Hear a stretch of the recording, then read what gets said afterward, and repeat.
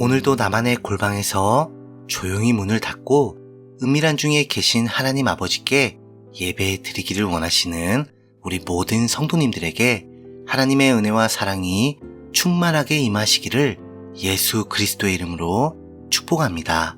다 함께 기도하심으로 예배를 시작하겠습니다.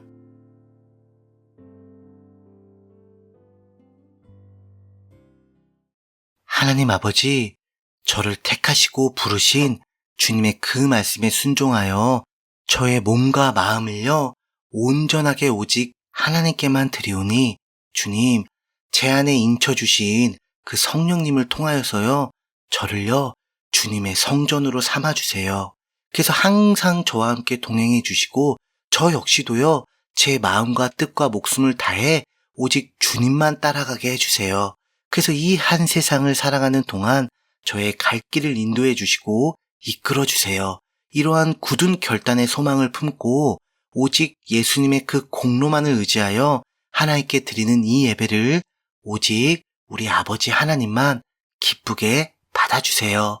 예수님의 이름으로 기도합니다. 아멘. 다 같이 찬송가 389장 내게로 오라 하신 주님의, 찬송가 389장 내게로 오라 하신 주님의, 우리 다 함께 찬송하시겠습니다.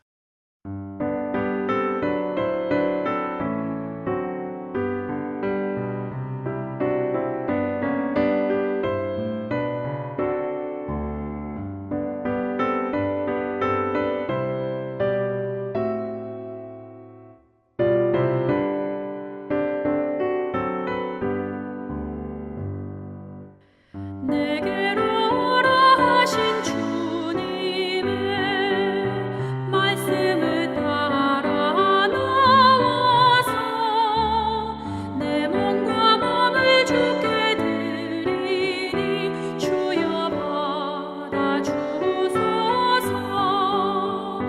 내 뜻과 정성 모두 주 예수 따라가니 내 갈 길 인도하여 주소서. 오 나의 주시여, 내 맘에 주의 성령 오셔서 정결케 하여 주시고 주님의 귀한 성전 삼으사 항상 계시옵소서. 나 주님 힘써 섬기며 늘 충성하며 살리니 내 갈 길 인도하여 주소서. 오 나의 주시여.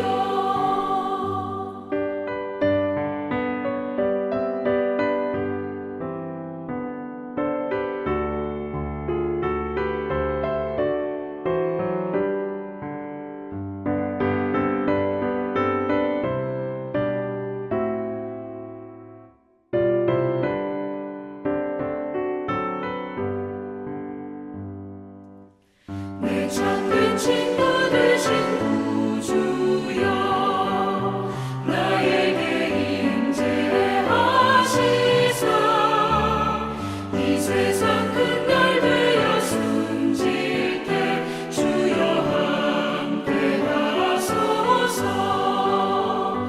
나 주님 품에 안기어 참아 지경생 누리리 내 갈 길 인도하여 주소서.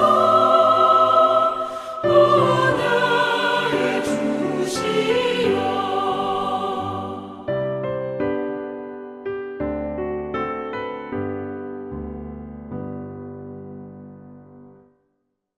오늘 함께 나누실 말씀은요, 신약 성경에 있는 누가복음 21장 5절부터 6절까지입니다. 제가 가진 성경으로는 신약 성경 132페이지가 되겠습니다.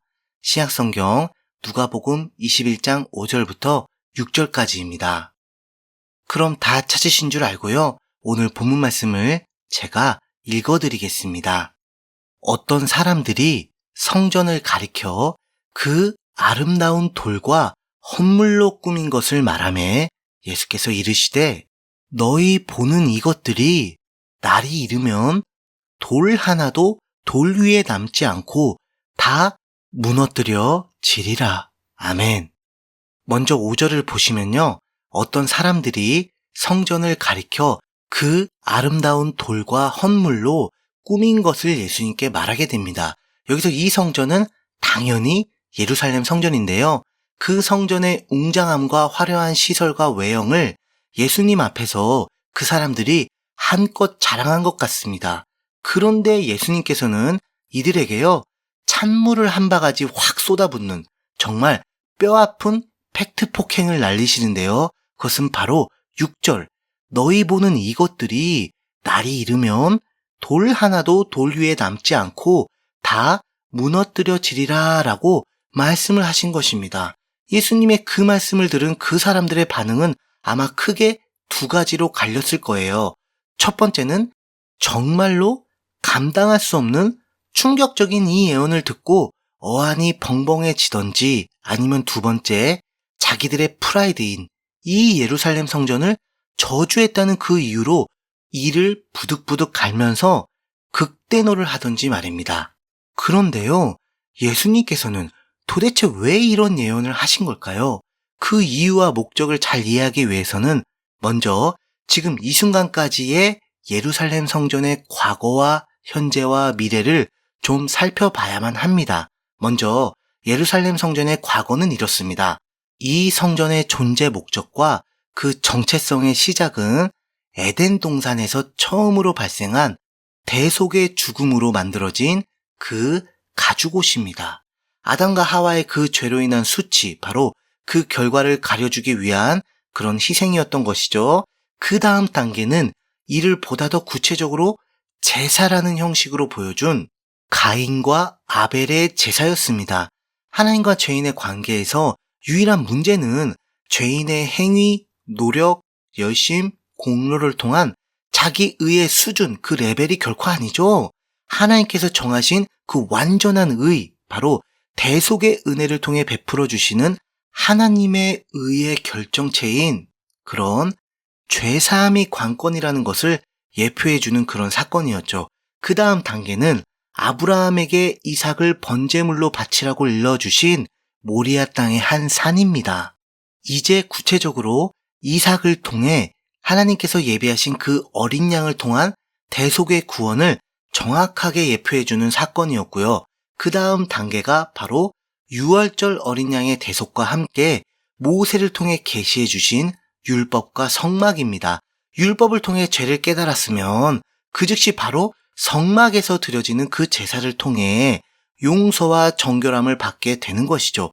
그래서 성막의 최고 정점에는 하나님의 보좌를 상징하는 지성소가 있고, 거기서 나타나는 반응을 통해 그 죄의 문제가 임시적으로 남아 해결이 되었는지 아닌지의 유무를 알게 되는 것입니다. 그 다음 단계로 오르난의 타작마당에서 자신의 죄뿐만 아니라 이스라엘 민족들의 대대적인 죄사함을 체험한 다윗이 하나님의 뜻과 계획에 따라 자신의 아들 솔로몬을 통하여 이 타작마당의 터에 제1차 예루살렘 성전을요 건축하게 됩니다.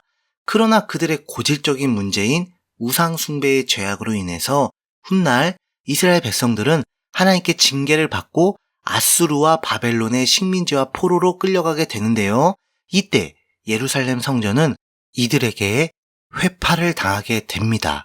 그러나 예레미야를 통해 예언하신 하나님의 징계의 기간과 그 회복의 은혜로 인하여 이스라엘 백성들은요 전혀 하나도 무력투쟁이 없이 독립하고 해방이 되어서요 하나님께서 세우신 민족의 지도자들인 에스라, 느헤미야, 수룹바벨을 통하여 제2차 예루살렘 성전을 재건하게 됩니다.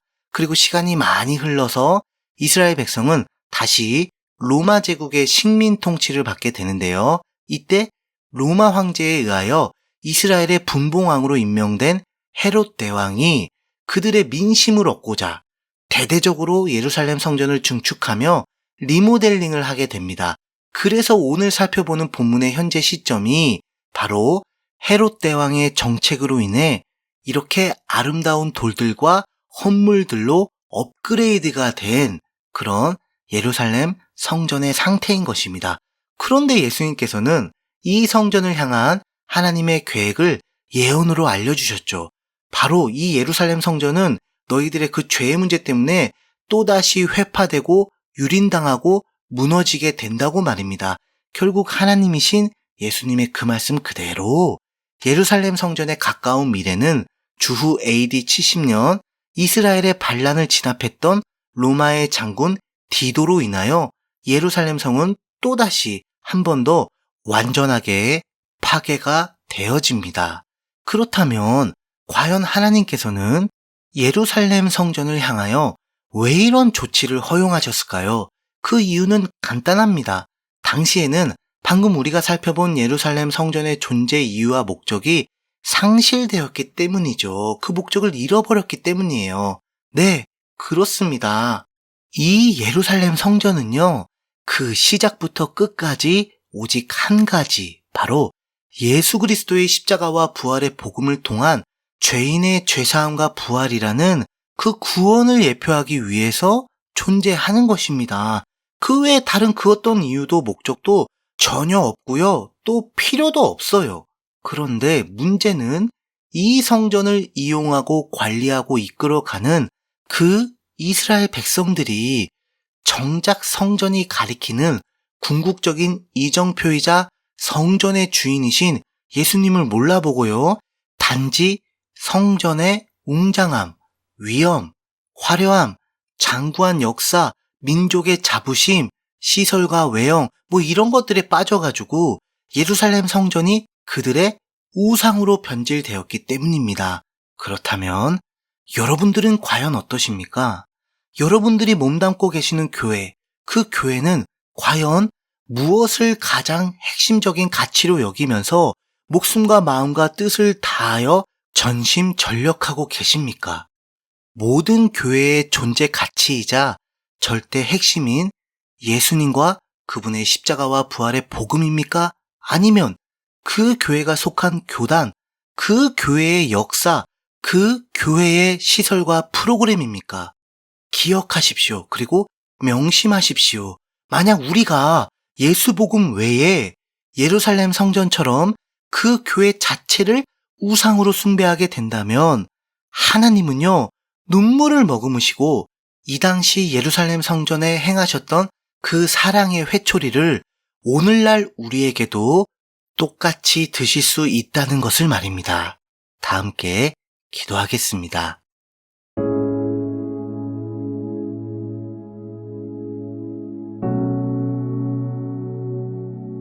하나님 아버지, 지금 제가 다니고 있는, 출석하며 몸담고 있는 그 교회 자체를요, 우상으로 숭배하지 않도록 저를 지켜주세요. 오히려 그 교회를 통해 오직 예수님과 그분의 십자가와 부활의 복음만을 믿고 배우고 감사하는 가운데 전파하고 가르치는 그런 본질적인 신앙생활을 할 수 있도록 저를 인도해 주세요. 그런 교회 생활 할 수 있도록 도와주세요. 예수님의 이름으로 기도합니다. 아멘. 각자의 기도 제목을 가지고 하나님께 자유롭게 기도하시면서 예배를 마치시길 바랍니다.